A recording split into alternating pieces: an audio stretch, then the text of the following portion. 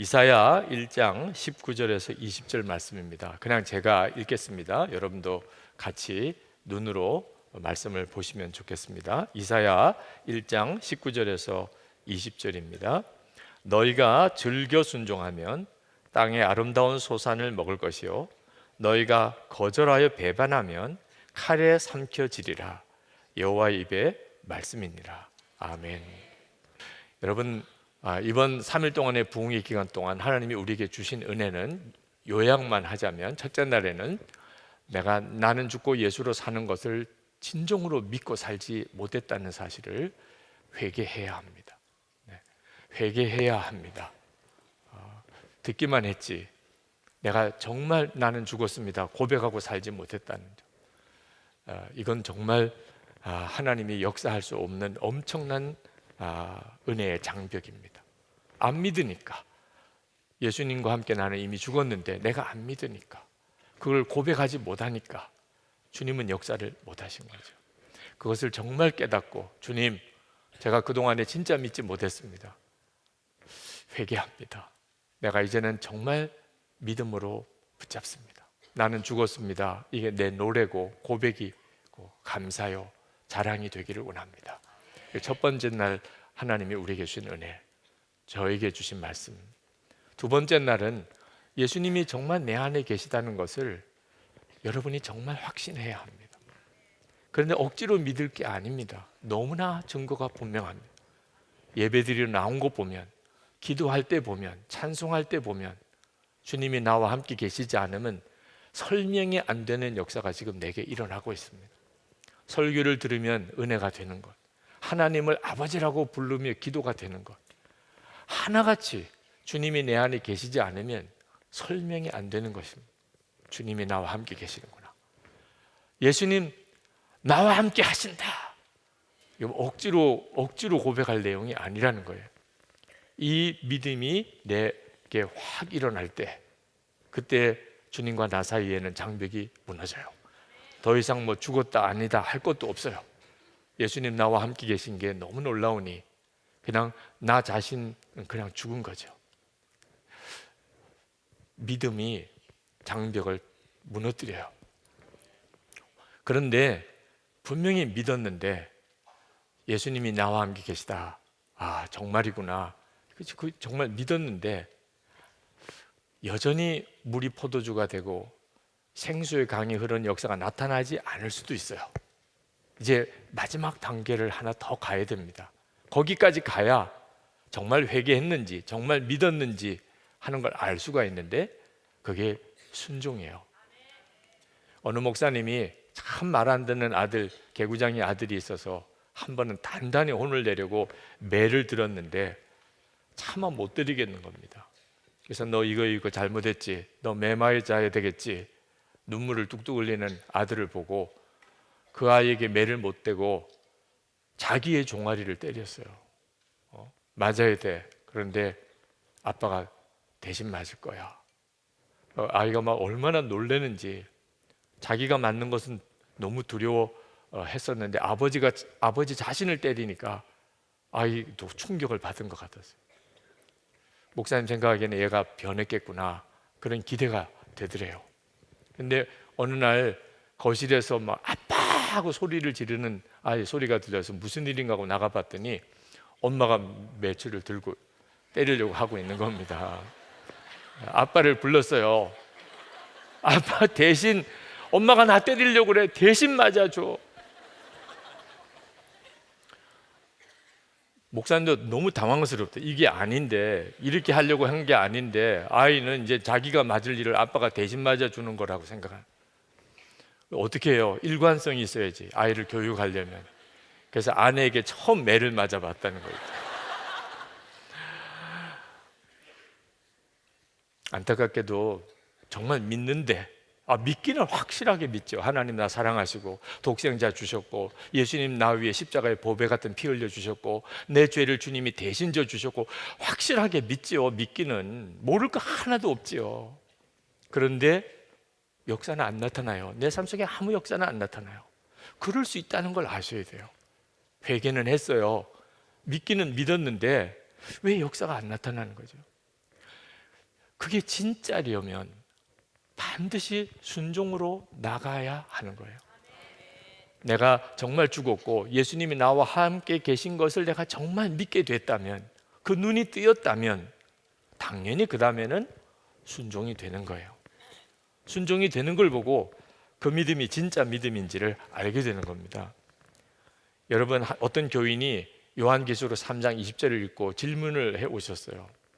분명히 나는 예수님이 내 마음에 계신 것을 믿는데 예수님은 왜 여전히 문 밖에 서서 문을 두드리시는 건가요? 이런 질문을 하시는 거예요.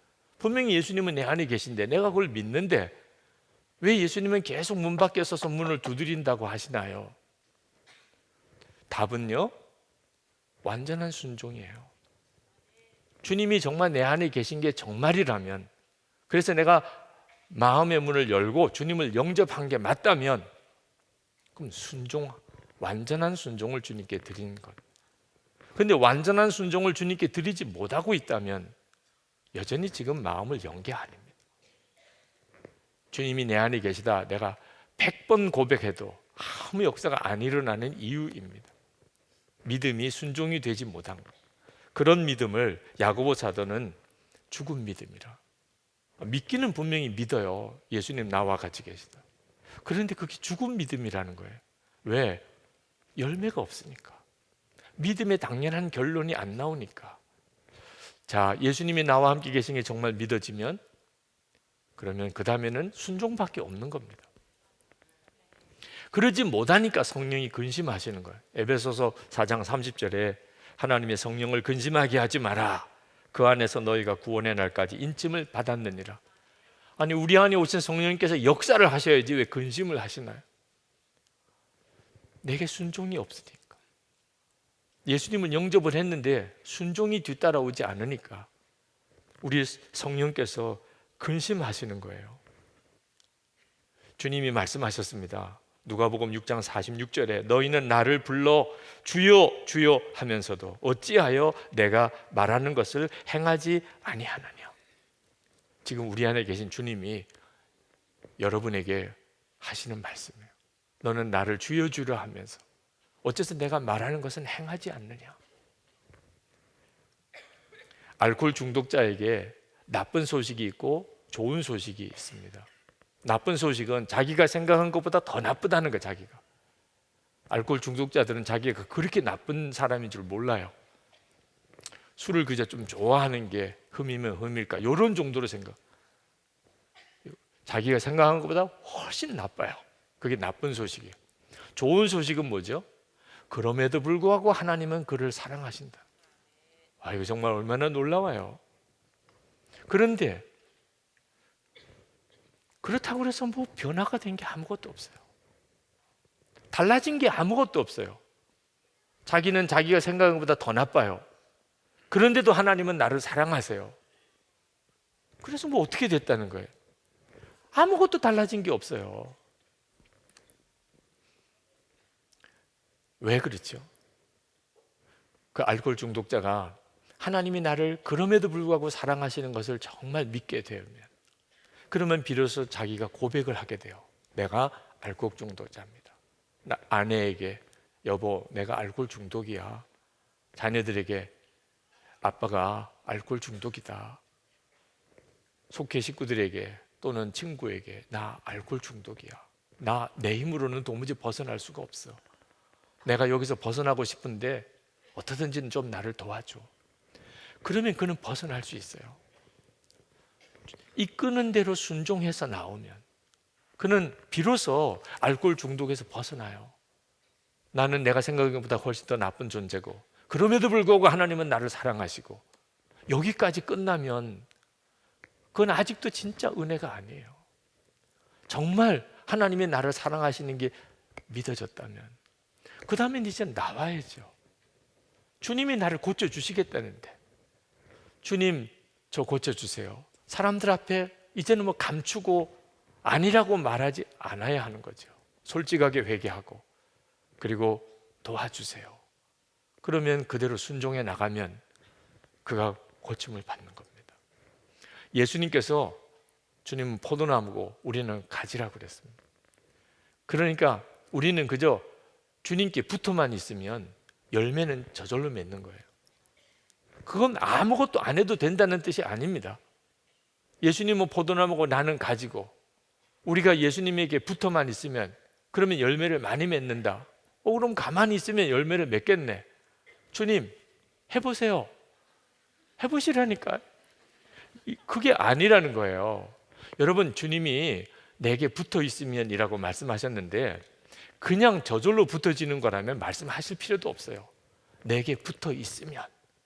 그 말은 내가 주님께 붙어 있기를 위해서 우리가 해야 할 일이 있다는 겁니다.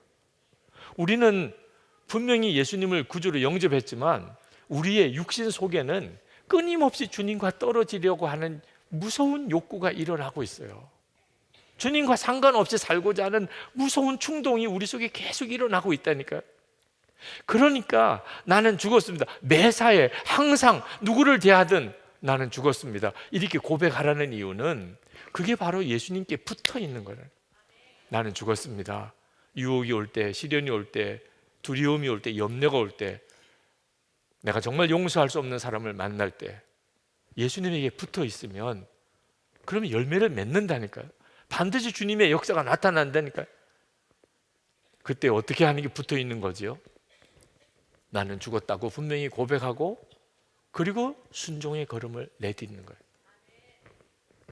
주님 말씀하시기를 내 안에 거하라 그렇게 말씀하셨는데 역시 저절로 내 안에 주님 안에 거해지는 게 아닌 거예요.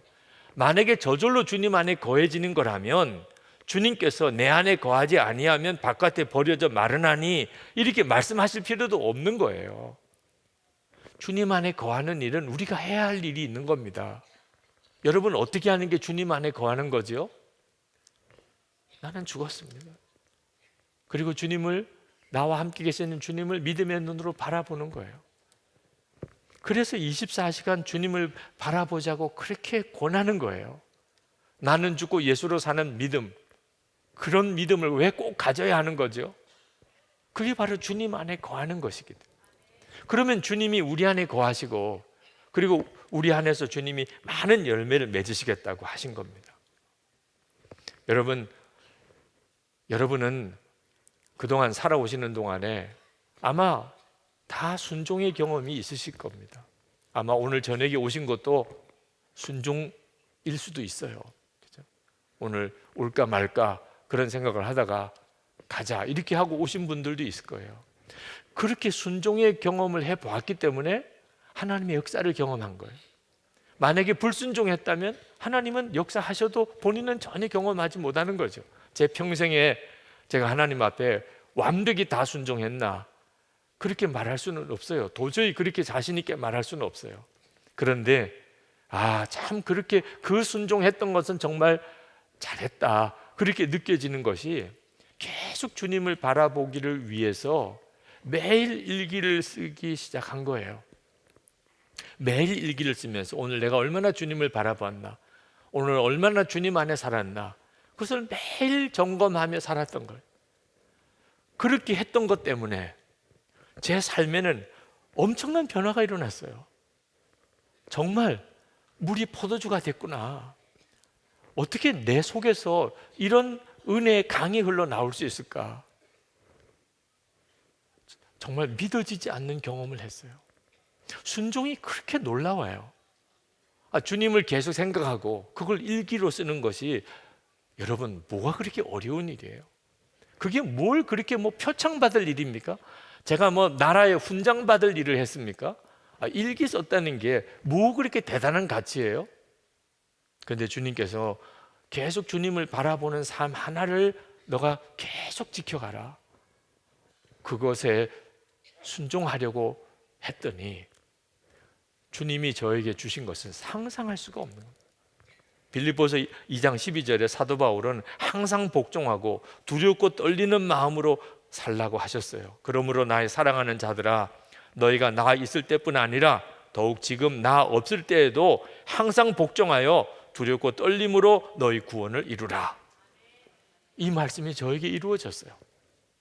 항상 복종하고 두렵고 떨리는 마음으로 사는 것이 뭔지 주님을 계속 바라보려고 그러고 그것을 매일 기록하며 살아보니까 매 순간이 주님이에요. 말 이제 더 이상 함부로 할 수가 없었어요. 내 속에도 여러 가지 복잡한 생각, 감정이 치밀어 올 때가 있지만 행동 마음대로 할 수가 없게 됐어요. 주님이 자꾸 의식이 되니까. 제 인생 전체를 오직 하나에만 걸게 됐어요. 주 예수님입니다. 전에는 여러 가지 급하고 어려운 일 일어났을 때만 주님 이렇게 찾았습니다. 정말 죽을 것 같은 다급한 상황에서나 주님. 근데 지금은 그렇지가 않습니다. 그저 잠자리에 들 때도, 아침에 일어날 때도, 교회로 올라오는 길에 차를 한 잔 마셔도 주님. 참 놀라운 일이죠. 그게 어떻게 그렇게 가능하죠? 그냥 믿기만 한 게 아니고 순종의 걸음을 디딜 때 그런 역사가 일어났어요. 주님과 동행하는 것은 저에게 있어서 목회 성공보다 훨씬 더 큰 문제였습니다. 유기성 목사가 목회를 잘했다, 그런 평가 받으려고 연연하고 살았던 때도 있었어요. 근데 그건 이제는 아무 의미가 없어요. 오직 하나, 주님과 온전히 동행하는 사람이었어. 그게 최고예요. 그게 나의 모든 것의 소원이에요. 여러분이 죽었는지 분명하게 확인할 수 있는 게 하나 있습니다. 순종이 소원이 되는 겁니다. 순종하고 싶어. 정말 주님께 순종하고 싶어. 주님의 뜻을 잘 모르게 있어서 내가 지금 순종을 못하는 거지, 주님의 뜻이라고 하면 나 무조건 순종할 거야. 아주 순종을 하고 싶은 마음이 속에서부터 간절하게 일어나는 사람은 그가 정말 죽은 사람, 예수님으로 사는 사람이에요. 오늘 이 시간에 여러분 안에 그 역사가 일어나게 되기를 원합니다. 순종이 너무너무 두려워. 괜히 잘못 순종했다가 또 저 선교지를 끌려갈 것 같아. 이런 방정맞은 생각 안 하고, 순종하겠다 그러면 순교하랄까 봐 순종도 제대로 하겠다고 말도 못하고 이런 정도 수준이었는데 순종이 너무너무 원해요. 순종으로 살고만 싶어요. 이건 정말 분명한 성령의 역사죠. 이 역사가 오늘 여러분 하나님 앞에 나와 기도할 때 여러분 속에 부어지기를 원합니다. 여러분 천국에 왜 가고 싶으세요? 천국에 왜 가고 싶으세요? 지옥이 너무 뜨거워서? 그건 너무 뜨거워. 나 뜨거운 건 싫어. 그래서 시원한 천국에 가기를 원하는 겁니까? 지옥이 너무 뜨겁다고 그래서 천국 가기를 원하는 거예요? 천국에 가면 아무리 많이 먹어도 살이 안 쪄. 그래서 천국에 가기를 원하는 거예요? 한번 여러분 곰곰이 생각해 보세요. 왜 천국에 그렇게 가려고 하는지, 도대체 왜 그렇게 천국을 가고 싶어 하시는지. 천국은 어떤 곳인가? 항상 하나님과 함께 하는 곳입니다. 이게 끔찍하게 생각되는 분이 있다니까요. 항상 하나님과 함께 있어요. 여러분 은밀한 죄 이제 다 청산했습니까? 여러분 혹시 아무도 안 보는 그런 정말 순간이 여러분에게 있기를 바라는 마음 이제 다 없어졌나요? 여전히 아무도 안 보는 것이 너무 편해. 마음대로 막 해볼 수도 있고 마음대로 갈 수도 있고, 그런 내 마음의 유혹이 여전히 내 마음속에 너무 강해. 이렇게 예배 시간에 함께 참여할 때는 솔직히 조금 답답해. 끝나고 집에 가면 너무 자유야. 막 마음대로 어질러 놓고. 천국에 왜 가려고 그래요? 아니 그게 좋으시면 하나님과 계속 같이 살아야 된다니까. 세상에 그런 답답한 일이 어디 있어? 그래서 나 천국에 안 가, 이렇게 정말 무서운 말을 하는 사람도 있는 거예요. 왜? 그 사람들이 듣기를 천국은 계속 하나님을 찬양만 하면서, 영원히 하나님을 찬양만 하면서. 그건 정말 끔찍한 일이에요. 그렇게 생각하는 사람이 있다니까. 영원히 하나님을 찬양만 하고 그럼 나 지옥 갈래, 이러는 사람이 있다니까요. 천국이 천국같이 느껴지지 않는 사람이 있어요. 하나님과 함께, 그분은 왕이셔요. 하나님이 왕이신 곳이 천국이에요. 하나님이 왕이신 것이 너무 좋은 사람. 순종이 기쁨이에요. 순종하고 싶어요. 이제는 하나님께 시키는 대로 그렇게 살고 싶어요. 주님께서 말씀하신 대로 살고 싶어요. 하던 내 삶의 모든 것이 순종이고, 말도 순종이고 행동도 순종이고 싶어요. 그런 분들은 이미 여기서 하나님의 나라를 살기 시작한 거예요. 마음대로 살고 싶어. 좀 마음대로 하고 싶어. 하나님께 기도하는 것도 좀 마음대로 그렇게 할 수 있도록 내게 돈도 주시고, 그리고 어떤 지위도 주시기를. 결국은 내 마음에 소원하는 것은 내 마음대로 해보고 싶어. 누가 통제하는 거 싫어요. 누가 왕이 있는 것도 나는 싫어. 누가 항상 나에게 부담스러운 어떤 존재가 나와 함께 계시는 게 난 너무 싫어. 나는 그냥 자유하고 싶어. 마음대로 한번 좀 살고 싶어. 천국은 왜 가려고 그러는 거예요? 아니, 세상에 그런 식으로 살고 싶다면 천국은 왜 가려고 하는 거예요, 도대체? 천국은 하나님과 눈과 눈을 대면하면서 사는 곳이에요. 그러니 여러분 마음속에 순종이 소원이 되는 것은요, 이건 엄청난 일이에요. 순종이 소원이 돼서 어느 순간에 내게 하나님께 순종하는 게 소원이에요. 순종하고 싶어. 성령께서 하시지 않으면 일어날 수 없는 일이라니까요. 여러분, 우리는 삶의 마지막 순간에 주님 앞에 서겠지만, 그러나 엄밀히 말하면 매일 매순간 우리는 주님 앞에 사는 거예요. 그리고 매일 매순간 주님 앞에 살지 않으면 결국 마지막 순간에 우리는 주님의 보좌 앞에 설 수 없어요. 그러니 우리가 순종의 삶을 산다는 것은 이건 사실 엄청난 일이에요. 우리의 영혼이 살고 죽는 문제예요. 여러분, 영생을 얻었다는 게 뭐죠? 전에는 순종이 기쁨이 아니었어요. 순종은 부담스러운 것이었어요. 그런데 내가 영생을 얻었어요. 이제는 하나님과 사는 게 기뻐요. 하나님과 사는 게 기쁘다는 것은 이제는 철저히 하나님께 순종만 하고 살고 싶은 거예요. 내 속에 영생이 얻어졌어요. 생명이 내게 왔어요. 그게 내 안에 일어나는 순종에 대한 변화예요. 우리가 사는 세상은 순종의 가치는 대단히 무시되고 있는 겁니다. 여러분의 아이들이 학교 가서, 여러분이 가서 여러분 아이에게 이렇게 다른 사람에게 소개한다고 합시다. 우리 아이는 이 학교에서 가장 순종적인 아이예요. 그러면 어떤 느낌이세요? 약간 불쌍해 보이는. 우리 학교에서 가장 순종적이래. 그 말은 어떤 뜻이냐면 창의력도 없고 지도력도 없고 진취성도 없고 앞으로 가능성도 없고 지도자 될 어떤 역량도 없는 아이, 아주 평범하고 착하고 그런 아이, 그런 정도. 얘가 밥벌이는 제대로 할까, 이 살벌한 세상에서 걱정만 되는 아이, 우리 학교에서 제일 순종적인 아이래. 그런 느낌이라니까요. 순종이라는 느낌이 우리에게는 별로 이렇게 마음의 소원이 되는 성품이 아니에요.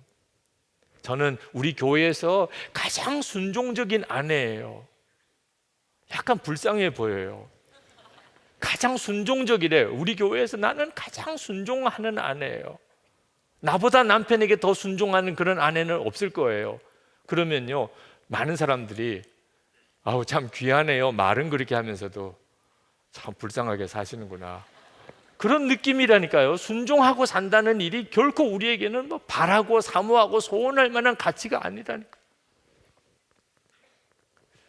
그런데 여러분, 주님과 함께 정말 동행하고 살면서부터는 이게 완전히 달라져요.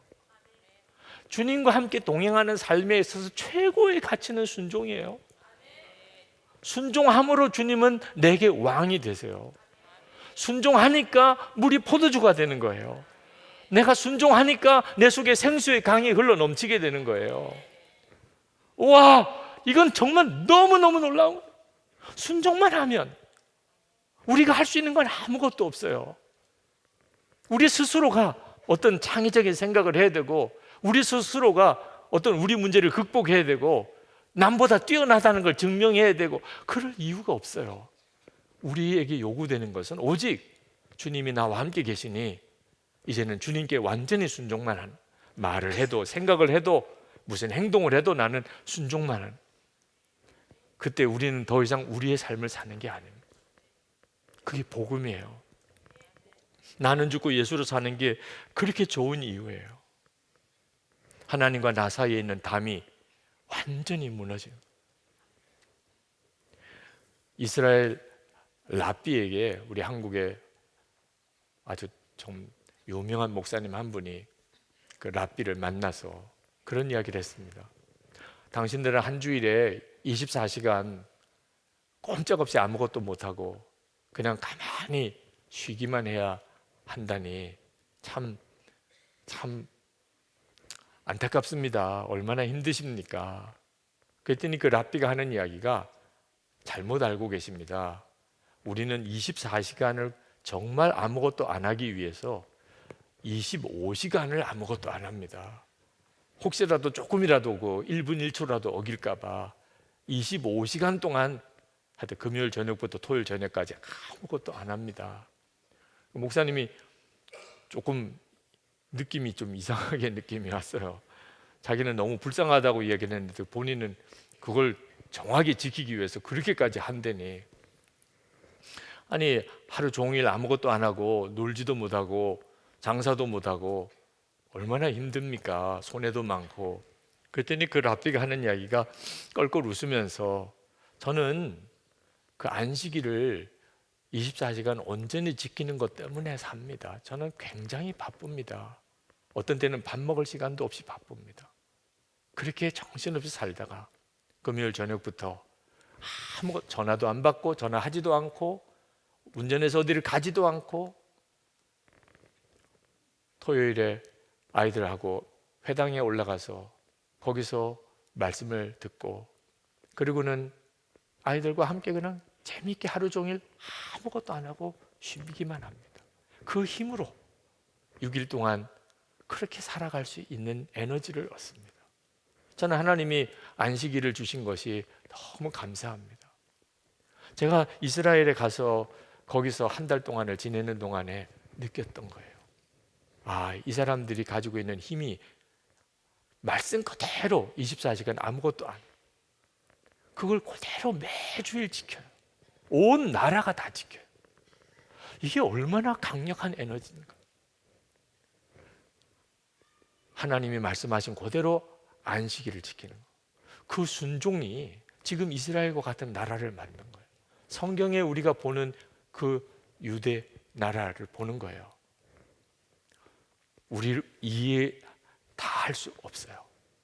하나님이 우리에게 말씀하신 것을 다 이해하고 순종 안 돼요. 주님이 말씀하셨으니 나는 순종합니다. 하여튼 순종하고 싶어. 그렇게 해서 순종하게 되니까 하나님이 역사하시는 것을 경험하게 되는 거예요. 여러분이 이렇게 하나님 앞에 순종하려면 여러분 반드시 순종해서 어려움이 올 것도 각오해야 돼요. 모든 것이 다 잘 되기만 바라면서 순종은 못하는 거예요.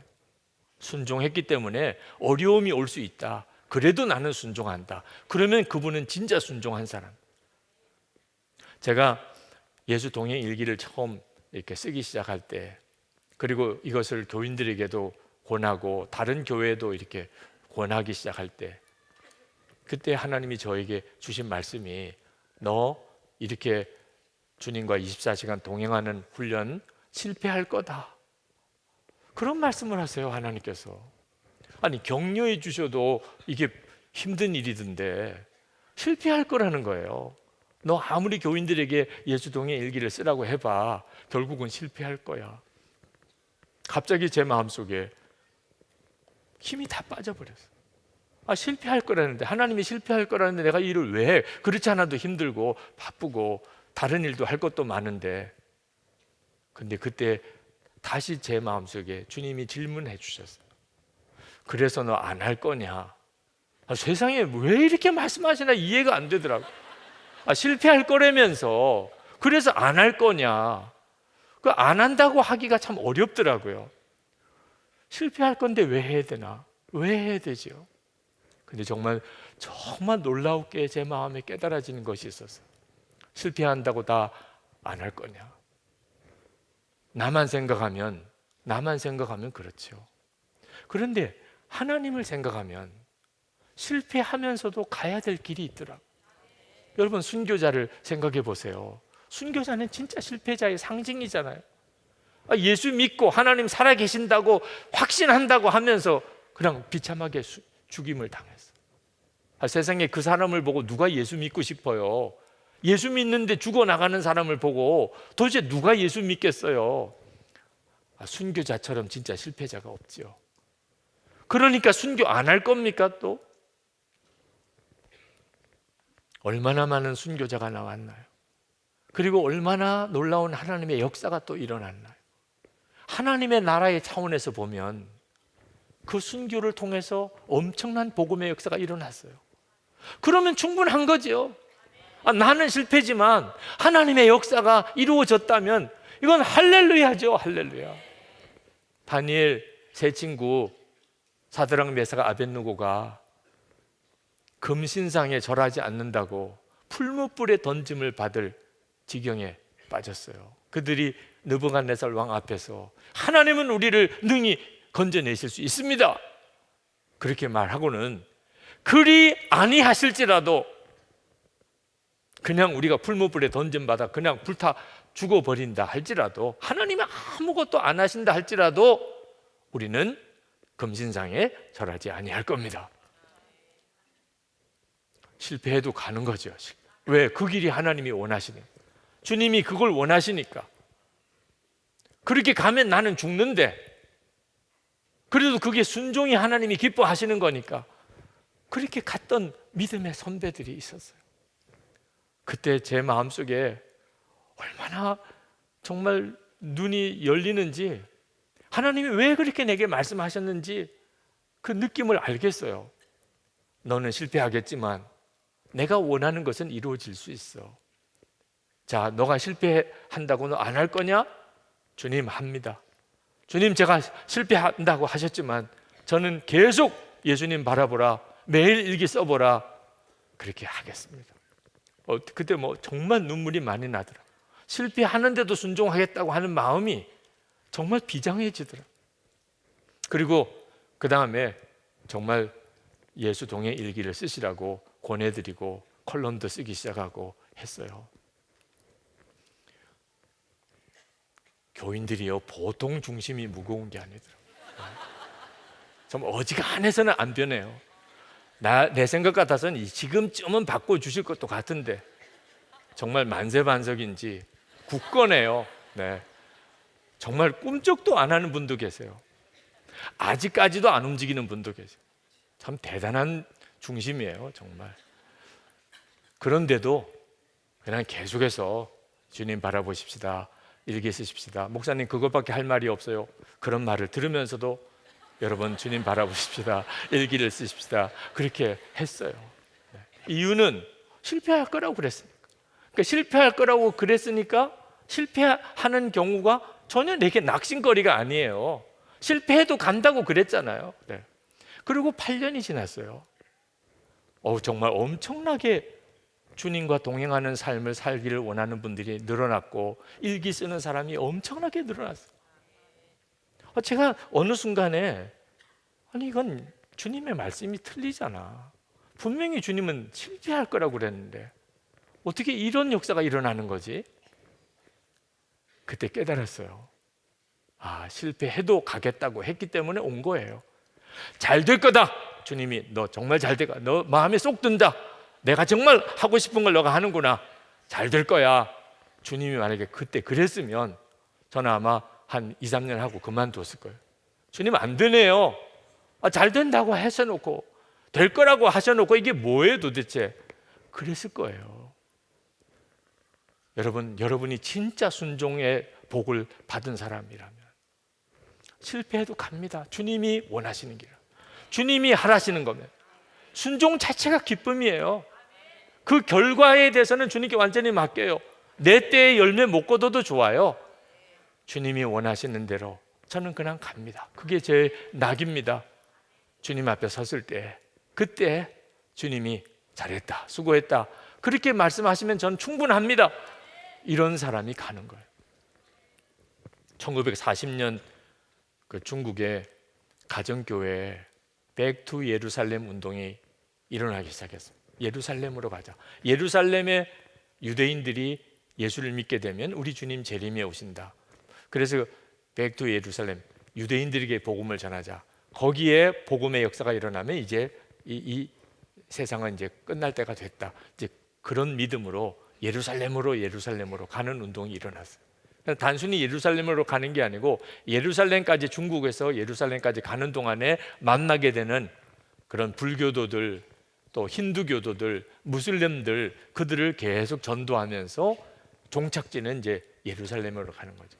그때 그 일을 시작했던 그 가정교회 지도자 중에 한 사람, 이 시몬 자오라고 하는 사람, 25명의 가정교회 교인들하고 우리가 우리 생애를 하나님께 바칩시다. 예루살렘까지 가면서 거기서 만나는 무슬림들, 불교도들, 그리고 힌두교도들 전도하면서 우리 예루살렘까지 가는 것으로 우리 인생을 주님께 드립시다. 다들 마음이 뜨거워졌어요. 아멘. 같이 따라간 사람이 25명. 그들이 고향을 떠나서 이제 예루살렘을 향하여 가는 겁니다. 근데 중국 국경에 딱 왔는데 막혔어요. 중국이 그때 공산 정권이 철권 통치를 이제 강하게 시작하던 때입니다. 모든 국경을 다 닫아버렸어요. 국경을 딱 넘어가야 되는데 국경에 엄중한 경비가 서고, 그리고는 국경을 넘어가지 못하게 하면서 이 25명이 체포됐어요. 반역죄인이 된 거예요. 중국을 떠나서 다른 나라로 가겠다고 하는 것, 그리고 공산당이 그렇게 막는 예수를 믿는다는 것 때문에 다 감옥에 갔습니다. 그때 당시에 중국 감옥은 거의 죽음의 수용소, 밥도 제대로 주지도 않고 하루 16시간씩 중노동을 하면서 다 죽었어요. 아니, 이게 도대체 무슨 일입니까? 복음을 전하러, 예루살렘까지 복음을 전하러 가겠다는데 한 사람만 살았습니다. 지도자였던 시몬 자오라고 하는 사람 한 사람만 살았어요. 그가 감옥에서 다 죽고 자기 혼자만 살았을 때 그때 하나님께 기도했어요. 하나님, 예루살렘에 갈 수 없겠네요. 이제는 예루살렘에 갈 수 있는 길이 없네요. 그러나 하나님, 구합니다. 이 비전을 완수할 중국의 성도들이 이어서 일어나게 해주세요. 그렇게라도 해주세요. 우리는 가지 못하지만 중국 교회와 성도들이 일어나서 이 일을 하게 해주세요. 그렇게 기도했어요. 근데 이 자오는 죽지 않고 계속 살아남습니다. 하나님의 기적이 계속 그 사람 속에 일어나요. 동료 죄수들이 그가 하나님을 정말 잘 믿는 사람이라는 걸 알고 아주 추운 겨울 그 매서운 추위 속에 그 옥사 바깥으로 내보냅니다. 맨발로 그걸 내보내요. 그 정말 사람이 꽁꽁 얼어 죽을 수밖에 없는 그런 처지에 나가서 벌벌벌 떨면서 있는데 하나님이 정말 살아계시면 너를 구원하실 것이다. 조롱하면서 지켜보고 있는데 참 놀라운 일이 벌어졌어요. 그가 그 바깥에서 그 엄청난 추위 속에 기도하는데 몸에서 열이 나기 시작합니다. 그 감옥 안에 있던 죄수들이 바깥을 보니까 김이 막 무럭무럭 올라옵니다. 그리고 보니까 밑에 있는 눈이, 발을 디디고 있는 그 눈이 녹는 거예요. 기절하는 줄 알았어요. 한 번은 간수들에게 얼마나 매를 맞았는지 머리가 터졌어요. 그리고는 정신을 잃었습니다. 근데 그때 환상 중에 주님이 나타나셔서 내가 너와 함께한다. 내가 너와 함께한다. 그런 말씀을 주셨어요. 그리고는 깨어났습니다. 분명히 머리가 터지고 쓰러졌는데 그러니까 머리를 만져봤죠. 그냥 깨끗하게 다 아물었어요. 이런 기적과 기적으로 40년을 감옥에서 견뎌냅니다. 그리고 40년 뒤에 석방이 돼 나오는데 72살 때 석방돼 나왔어요. 나와 보니까 사람도 아는 사람도 아무도 없고 세상은 엄청나게 바뀌었고 나이는 이미 72살 이렇게 나이가 들었고 뭘 할 수 있겠어요? 어디로 가야 돼요? 한 가지 생각나는 거 하나 있었는데 감옥에서 늘 했던 그대로 아주 작은 골방 하나를 찾아서 기도처로 들어갔어요. 늘 자기가 했던 건 기도밖에 없으니까. 그 감옥에 나와서 어디로 가야 될지, 무엇을 해야 될지 기다리는 사람도 없는 그 막막한 처지에 조그만 기도처 찾아서 들어가서 기도를 했습니다. 거기서 어느 성도를 만났어요. 자기도 기독교인이래. 그러면서 이 시몬 자오가 하는 이야기를 들었어요. 감옥에서 40년 동안 지냈던 이야기를. 엄청 놀랐어요. 그리고 자기 가정교회 지도자에게 가서 40년 동안이나 중국 감옥에서 믿음을 지킨 사람이 있다고. 그러냐? 한번 만나보자. 만나서 그분이 이야기를 듣고 보니까 너무 놀라운 거예요. 왜? 그때 가정교회 안에 큰 부흥이 일어나고 있었습니다. 중국에 다시 복음의 문이 열리면서 가정교회가 엄청나게 부흥이 일어났어요. 그런데 자기들이 이렇게 큰 부흥이 갑자기 임한 이유를 몰랐어요. 근데 자오라고 하는 사람이 그 감옥에서 하나님께 기도했어요. 우리는 예루살렘에 가지 못하지만 중국 교회가 일어나서 많은 중국 교회 성도들이 예루살렘으로 그렇게 전도자로 가게 해달라고 거기서 기도했다는 거예요. 그래서 그 자오에게 우리 가정교회마다 돌아다니면서 당신이 감옥에서 경험했던 거, 겪었던 일, 그리고 기도했던 것을 이야기해달라고. 그게 하나님이 우리에게 주시는 말씀이라고.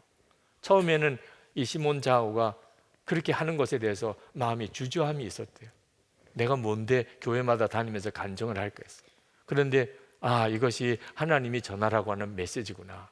그리고 그는 다니면서 13년 동안 죽기까지 중국 가정교회들을 찾아다니면서 하나님께서 세계 복음화를 위해서 중국 교회를 쓰시려고 하신다. 그리고 나에게 그렇게 기도를 시키셨다.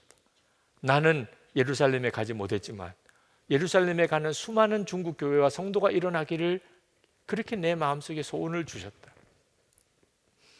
지금 중국 교회, 오늘도 우리가 영상에서 헌금을 했습니다만 중국 교회에 엄청난 핍박이 일어나는데 또 상상이 안 될 정도로 엄청난 선교 운동이 일어나요. 선교 중국 2030, 제가 옆에서 지켜보면서 정말 이건 하나님이 하시는 일이야. 그 무서운 핍박 중에 중국 교회 자체가 아직도 온전히 서지 못한 것 같은데 그들의 가슴 속에는 선교의 불이 있어요. 우리 한국 교회는 비교도 안 될 정도예요. 그 중국 교회 지도자들과 중국 교회 성도들이 세계에 복음을 전해야 된다. 우리가 세계에 복음을 전해야 된다. 한국 교회 아니에요. 이제는 중국 교회더라고. 그 열정은 정말 엄청난 것이에요. 시몬 자오라고 하는 사람은 실패자로 끝나는 것 같았어요. 그의 마음속에 주신 하나님의 명령은 하나도 이루어지지 않은 것 같았어요. 그러나 그 25명이 예루살렘까지 갔었다면 아마 몇 마을들은 복음을 전했을 겁니다. 지금은 전체 중국 교회가 일어나고 있어요. 이제 2월이면 중국에 있는 또 많은 청년들이 이 예수 동행 운동에 함께하기 위해서 한국을 옵니다. 하나님께서 엄청난 일들을 일으키셨어요. 어떻게 이게 가능하죠? 실패해도 순종합니다. 순종 자체가 기쁩니다. 주님, 저는 그냥 순종하고 싶습니다.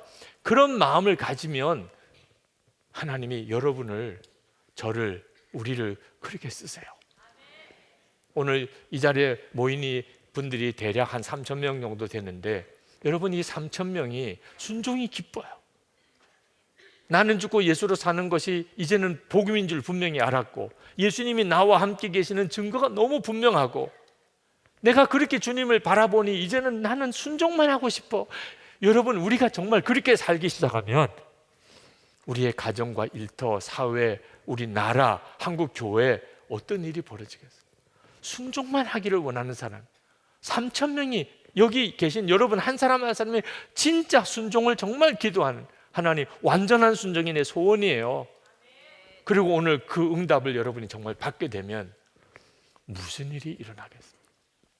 기적은 너무나 가까이 있어요. 우리 손에 쥐어줬어요. 하나님이 물이 포도주가 되는 기적, 생수의 강이 흘러넘치는 기적이 지금 우리 손에 있다니까요. 순종은 애를 써서 되어지는 게 아닙니다. 어떤 여성도님이 그러시더라고요. 목사님, 남편에게 순종하려고 아무리 애를 써도 안 된다는 그 심정을 충분히 이해하겠어요. 아마 이 자리에 계신 여러분들 부부 사이에도 서로 순종하는 게 안 돼서 힘든 분, 부모와 자녀 사이에도 그렇게 사랑하는 가족들끼리 사이인데도 순종이 안 되는 게 힘든 분들이 계실 거예요. 근데 아셔야 돼요. 순종은 애써서 할 수 있는 게 아닙니다. 애쓰면 애쓸수록 순종은 결국은 못하는 거예요. 순종은 그럼 어떻게 되는 거죠? 즐거워야 하는 거예요. 순종 자체가 즐거워야 순종이 되는 거예요. 그래서 오늘 우리에게 주신 이사야 1장 19절에 너희가 즐겨 순종하면 땅의 아름다운 소산을 먹을 거죠. 즐겨 순종하면이라고 그런 거예요. 순종이 즐거워야 돼요. 이건 전적으로 성령님의 역사예요. 아니 도대체 어떻게 순종이 즐거울 수 있어요? 어떻게 순종이 안 되는 남편에게 순종하는 게 즐거울 수 있어요? 그것이 주님을 향한 순종일 경우에 그렇습니다. 남편에게는 순종이 안 되지만, 그런데 주님이 순종하라고 하셔서 순종한, 제가 주님께서 순종하라 하셔서 정말 말도 안 되는 것 같은 남편의 말이지만 제가 순종합니다. 순종의 대상이 주님일 경우에 그때 내 속에 순종의 즐거움이 경험이 돼요. 순종은 전적으로 주님과의 친밀함에서 오는 거예요. 저는 목사의 아들로 자랐지만 예배 좋은 거 모르는 때가 있었습니다. 찬양 좋은 거 모르는 때가 있었어요. 하나님이 천지를 창조하신 거는 다 믿고 있었어요. 예수님이 십자가에서 우리 위해 죽으셨다는 거 어릴 때부터 들었어요. 성경에 있는 내용들, 목사의 아들로 자라고 제가 목사가 되었으니 성경에 있는 내용들을 정말 알 만큼 다 알았어요. 그런데도 예배의 즐거움, 찬양의 즐거움이 뭔지 잘 몰랐어요. 그냥 예배해야 된다, 성도면 찬양해야 된다, 그건 알았지만 즐거움은 몰랐어요. 이유는 하나예요. 제가 주님을 찬양하는 눈이 안 열렸기 때문에. 예수님은 나에게 한 분의 인격적인 분으로 나를 만나 주시는 그 눈이 안 뜨였기 때문에. 저에게 있어서 예배드리는 거, 찬양하는 거, 이거 모든 것들은 사실 종교적인 행위 중에 하나였어요. 의식인 거죠, 의식. 그런데 주님을 바라보면서 눈이 열렸어요. 내 찬양을 받으시는 분은 주님이세요. 그냥 예배 시간에 부르는 찬송이 아니에요. 내 예배를 받으시는 분은 주님이세요. 오늘 주일 예배 때 찬송을 부르는데 제 가슴 속에 그냥 이렇게 영원히 가면 좋겠다. 주님을 이렇게 찬양하는데 그냥 지금 이 순간 이 모양 이대로 영원히 계속되면 좋겠다. 너무 좋은 거예요. 그리고 마음으로 기도가 되더라고. 주님, 그냥 이렇게 영원히 살고 싶습니다. 그냥 영원히 이렇게 주님을 찬양하고 싶습니다. 마음의 두려움과 근심된 일 그냥 다 눈 녹듯이 사라지는 것 같아요. 그냥 마음속에서부터 주님을 바라보는 기쁨이 엄청나게 일어나요. 천국에서 찬양만 하고 산다는 게 이렇게 좋은 거라고 한다면 이건 정말 황홀한 일이구나, 그런 생각이 들었어요. 근데 그때 주님께서 저에게 말씀하시는 것이 있었어요. 이 예배뿐만 아니고 내 모든 사역 중에 내가 이와 같은 은혜를 경험할 수 있다는 거예요. 단순히 예배 때만 아니라 제 모든 사역 중에 이런 은혜를 경험할 수 있다. 그러면서 또 말씀하셨어요. 그렇게 되어야 한다. 그렇게 되어야 한다. 내 모든 삶 속에, 내 모든 사역 속에 너가 지금 경험하는 것처럼 주님 너무 좋습니다. 주님 정말 황홀합니다. 너가 그래야 된다. 그게 주님을 바라보는 눈이 뜨요. 우리에게 주어진 복음이에요. 나는 죽고 예수로 사는 복음. 그렇게 주님이 좋아지면, 그러면 주님 앞에 순종하는 것은 정말 뛰고 기뻐할 일이죠. 주님께 순종하는 것처럼 좋은 일이 어디 있어요? 주님께 순종하는 것처럼 기쁨이 어디 있어요? 세상에 그 어떤 것이 그런 기쁨을 줄 수 있을까요? 은혜 중에 은혜요, 복 중에 복입니다. 이제 여러분에게 주님과의 시간을 갖도록 해드리고 싶습니다.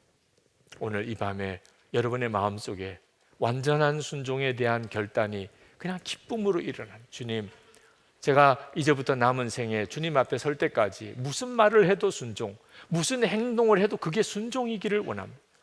주님이 말씀하신 거 제가 그대로 하고, 주님이 인도하시는 대로 내가 그대로 살고, 제가 그렇게 살아보겠습니다.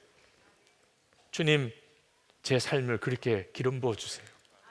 모든 것이 순종이 되게 해주세요. 내가 생각하는 대로, 판단하는 대로 그렇게 하지 않고, 좋다 나쁘다 더 이상 말하지 않겠습니다. 그냥 이게 순종인가, 이게 나의 죽음인가, 그거 하나만 확인하겠습니다. 이게 순종이구나, 그러면 이젠 뒤도 안 돌아보고 갑니다. 순종하고 또 순종해 보겠습니다. 그때 하나님과 여러분 사이에 있었던 담이 완전히 무너집니다. 이 1년 동안 여러분의 일상생활 속에 물이 포도주가 되고 생수의 강이 흘러넘치는 역사를 끊임없이 간증할 수 있게 되기를 바랍니다. 다음 주 금요일에 계속 되겠습니다. 일상에서 우리에게 일어나는 하나님의 기적, 정말 믿었더니 나는 죽고 예수로 산다. 그리고 오직 순종만 했더니 도대체 어떤 역사가 일어나는 건지. 여러분 중에 저를 불쌍히 여기는 분이 있다면 예화거리를 주시기 바랍니다. 목사님, 제가 정말 그렇게 해봤더니 주님, 제 삶에 이런 역사가 일어나네요. 그러면 제가 잘 추려서 말씀 중에 여러분들과 함께 나누고 싶습니다. 정말 한 해 내내 하나님의 기적을 경험하고 그렇게 살고 싶습니다.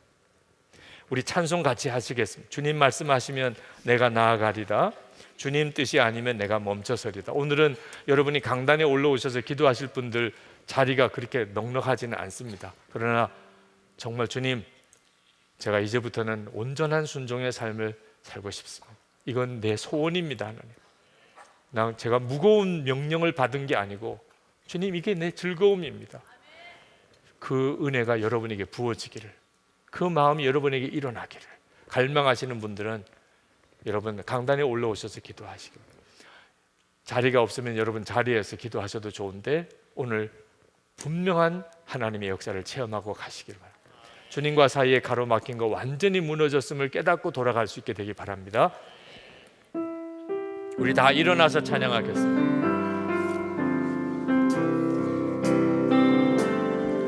주님 말씀하시면 내가 나아가리다, 주님 뜻이 아니면 내가 멈춰서리다.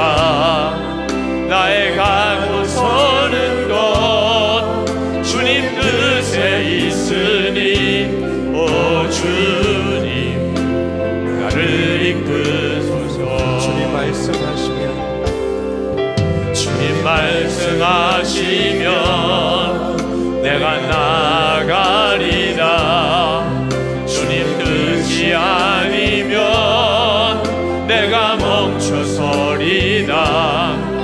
나의 가고 서는 것 주님 뜻에 있으니 오 주님 나를 이끄소서.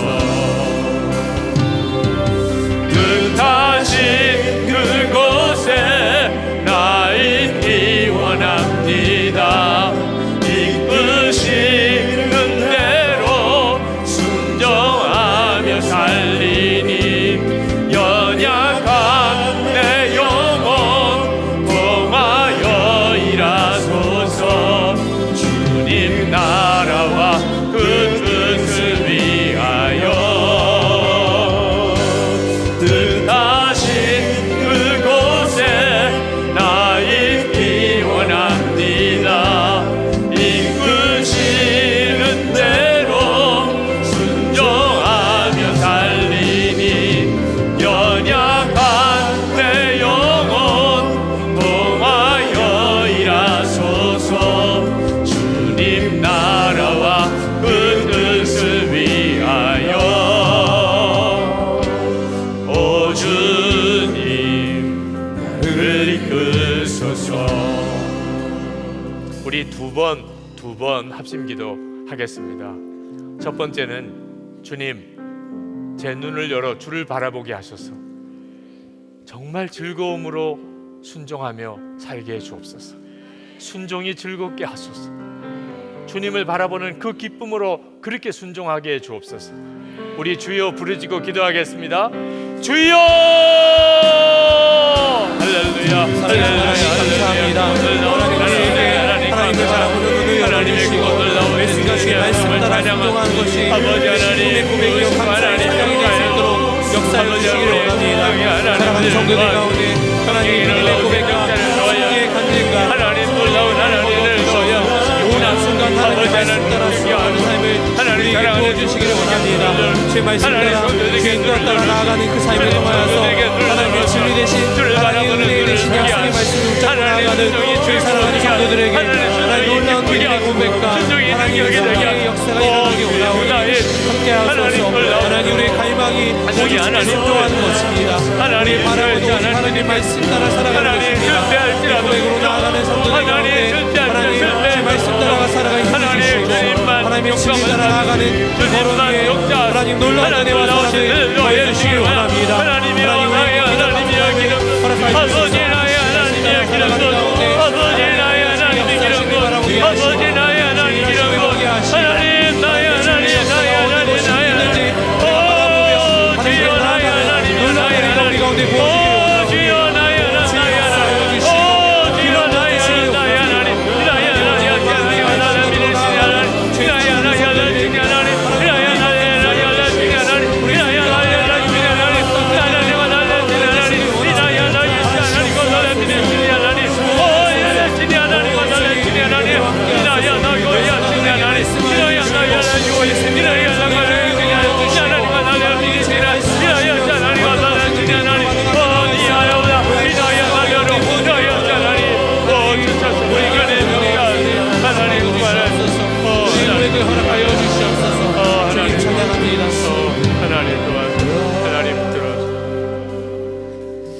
우리 한 번 더 기도하고 자유롭게 기도하겠습니다. 하나님, 주님 제게 불을 주셔서, 주님 제게 불을 주소서. 그래서 하나님 우리의 가족들에게, 내 일터에서, 하나님 우리가 섬기는 교회에서 정말 불을 붙이는 자가 되기 원합니다. 하나님 우리에게 정말 주의 성령이 불이 필요합니다. 주의 강력한 임재하심이 필요합니다. 하나님 이 땅에 정말 필요합니다. 주님 나를 통해 하소서.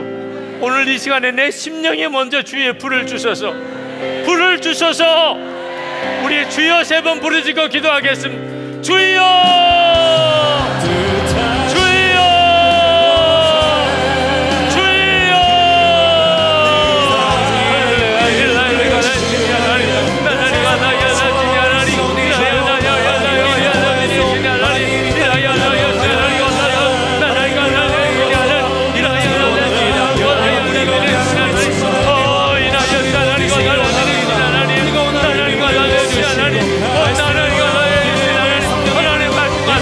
하나님